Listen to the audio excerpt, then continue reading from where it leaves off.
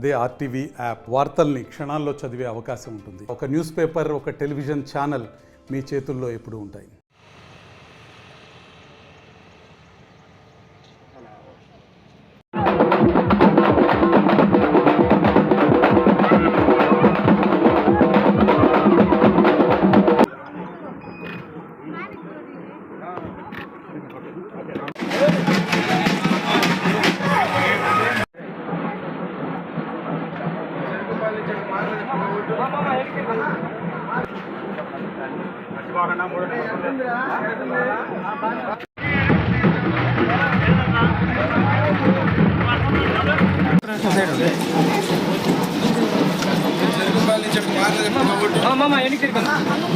మీ అందరికీ తెలుసు, అద్దంకి కాన్స్టిట్యున్సీకి పానెం చిన్నహనీరెడ్డి గారు జస్ట్ 4 నెలల కిందటే రావటం జరిగింది.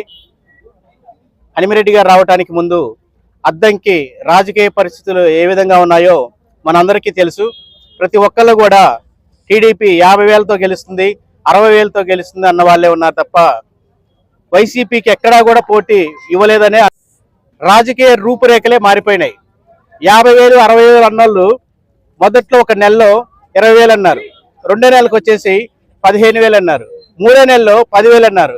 ఈరోజు గట్టి పోటీ ఉంది, మనం గెలుస్తామా లేదా అని టీడీపీ ఎమ్మెల్యే గొట్టిపాటి రవికుమార్ గారు అంటున్నారు. చూపిస్తాం ఆయన కూడా, ఇంకొక వారం వెయిట్ చేయమనండి. గట్టి పోటీ కాదు, వైఎస్ఆర్సీపీకి. మీరు గత 2 రోజుల నుంచి చూసినట్టయితే అద్దంకి కాన్స్టిట్యున్సీలో పోస్టల్ బ్యాలెట్ ఎలక్షన్స్ జరుగుతూ ఉన్నాయి.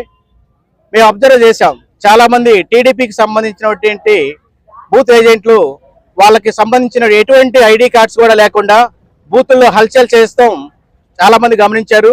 మీడియా మిత్రులకు కూడా అదంతా తెలుసు. దీన్ని అయితే మేము తీవ్రంగా ఖండిస్తున్నాం. మేము ఒకటే తెలియజేస్తున్నాం, మేము దేనికి భయపడం.